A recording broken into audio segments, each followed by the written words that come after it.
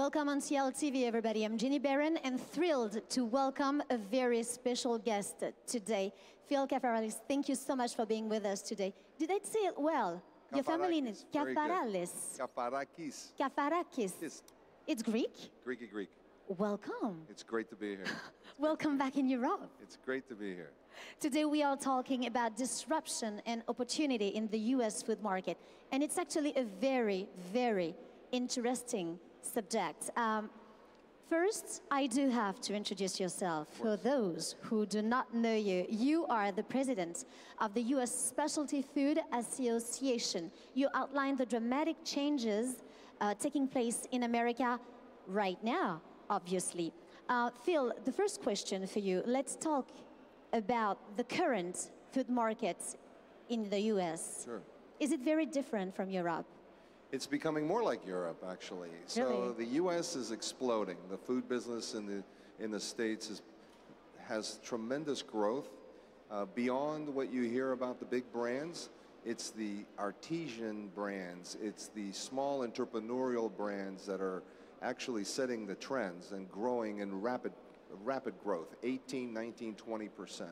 And it has to do with the authentic ingredients and local products that are coming from unbelievably old recipes and part of a health and wellness trend.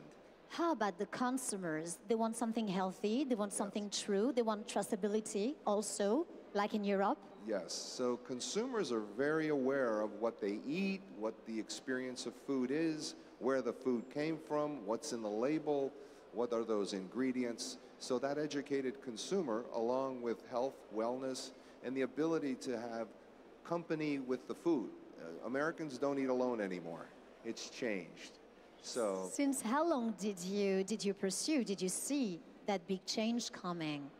Well, everybody talks about the millennials, but it's the millennials interacting with the baby boomers. It's one big group of people now. They come together. So the last 10 years, this has been happening in the U.S. And now it's changed the way the product comes to market, and it changes where you get your food, whether it's in a grocery store, in a restaurant, a convenience store. So that dynamic, the supply chain has changed too. How about the older people? Are they following the movement? Yes, they are. The older people are very important in the mix. There's a lot more older people. They have a lot more money. And what they do is basically a focus on health, wellness. They understand, again, what happens when they put certain products into their body and how it reacts. So it's a matter of them learning and adapting to some of the products that traditionally they have the opportunity to go shop for. So assortment has become a very big deal in the U.S. Lots of different products from many product categories. They want to be healthier, they want to live longer. Plus, we know that in the States, it's kind of very expensive when you want to go see a doctor or in a hospital, health insurance and all that. So I believe that through what they eat, they want to control their health too, right? Very important. Nutrition is a very important part of now the next phase of medicine. So this notion of preventative medicine and nutrition and understanding your diet and exercise has become a very big part of the fabric of Americans. You know, Americans in Europe, traditionally, people think of them as running around with a hamburger and running. It doesn't happen. That is not true. We have long meals like we do in Europe, and we enjoy with our friends, and we drink some wine, and we try many different products. But let me be honest with you. We also have hamburgers here. Of course we also go in the street with it. We are late. We are 10 years later but than you put some fantastic cheeses on those burgers. That is true. Okay, let me be honest with you again. Can I? Sure. Because we're together Let's now. Go. Okay, it's teamwork. In our minds, in Europe, we can see the United States sometimes. We see the West Coast, we see the East Coast, and we believe that in the middle, nothing really happened. Is it still true concerning like the food disruption and adaptation with the people? Next time you come to the U.S., you have to go to Omaha. I would love it. Find out where Omaha is, right in the middle of the country. True. You'll find that the food scene in the Midwest, particularly in some of the small towns, is really vibrant, and it's that kind of local, authentic, artisan creation of food that has brought consumers into this dynamic marketplace right now. And it moves from the Midwest to the West, and the West takes it and moves it back to the Midwest and East. It used to be trends started in California and they moved east. Now trends start east, move west. So the dynamics in the U.S. Have really changed. The food service and restaurant business has become the melting pot of where you go to learn about food. So Omaha, Charleston, South Carolina, Portland, Oregon. And you go to these markets and they're vibrant. Austin, Texas. Texas? They're vibrant food communities with fantastic food and a lot of ethnicity. So the coming together of the cultures in the U.S. is really part of the dynamics in this great time to be in the food business. How do you explain that?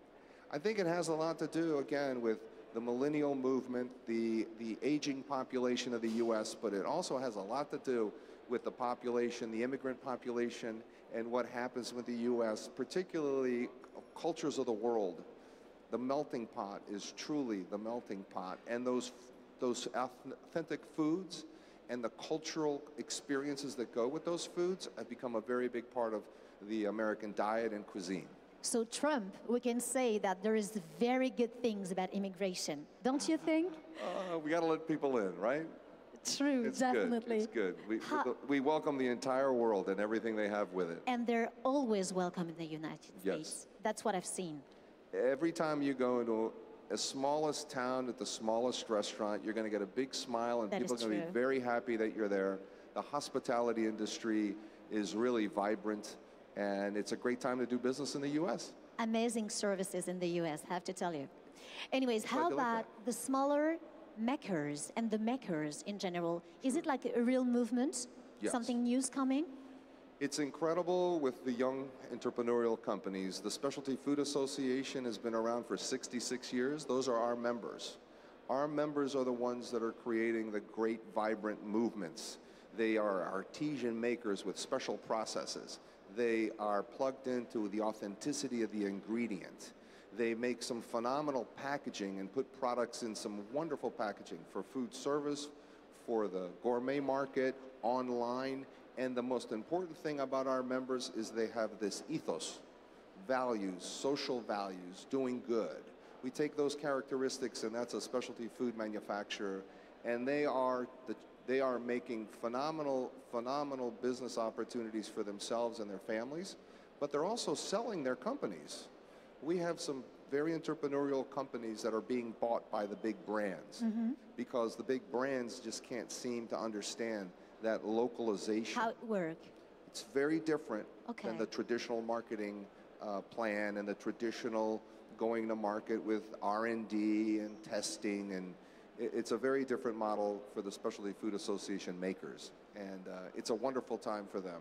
So you believe that the big supermarkets would actually buy these smaller companies, or are they still going to be independent? They're buying this. The bigger grocery companies are buying smaller brands. They're buying local companies. That's awesome. They're putting them on their shelves. The assortment in a grocery store today is much more vibrant and dynamic than it was maybe 5 years ago. And we have more competition in the U.S. grocery market. When you think about Lidl, and you think about Aldi, and you think about some of the global supermarkets, they're coming there. And the restaurant business is in supermarkets. So you can go to a supermarket and have a great restaurant experience. Inside? Inside. That's amazing. Which is something that's been happening for years, but now people are paying more attention to it. We call them grocery rants. So it's a concept that comes out of restaurant and grocery. So you believe it's not the end at all of super big structures? This is just the beginning. Just the beginning. This is the beginning. It's turning into one huge neighborhood, not one big city. So it's a great time. It's a great time. How do you see and how do you expect the future of the food markets? What would you like to see? I think what we're seeing now is the beginnings of a very interesting dynamic when Amazon bought Whole Foods and they incorporated the technology and leveraging technology. When you start to think about the predictive intelligence and capturing consumer data and helping consumers make decisions and exposing them to different products and maybe you like orange juice, but maybe you're going to like orange juice with lemonade and grapefruit juice and carrot juice. It's that development of the consumer that the big companies are trying to get to. So I think technology will be a very big part of it. I also think technology brings us the world. So as long as the supply chain and you think about what's happening around the world, that will also develop the community of the future to be much more sustainable with the food we grow and eat. True. So it's an exciting time to be in the food business. That's it's almost very like exciting. walking around the show Yeah, every day. If you can actually make one of your wishes come true today in this SIAL 2018, what would it be? I would love to make sure that anybody that's selling the food truly understands the maker's story. If we can get the maker's story and the seller's experience to come together and work together openly, I think consumers would love it and it would be a happier world. It's about human being. It certainly is. And being human. And being real, being authentic. Well, Phil, it was amazing to have you tonight. Thank you. I mean, today, I think it's tonight because, anyways, but I was very happy to have you here. Thank you so much for all those explanations, and thank you for the love that you have for your countries. No, thank you, and we invite everybody to come to the Specialty Food Association show. Would love it. January 12th through the 15th in San Francisco, and we have one in June in New York City. Thank you so much. Thank you so much for watching. Coming right now, Innovation Break, and I'll see you soon on SIAL TV for sure.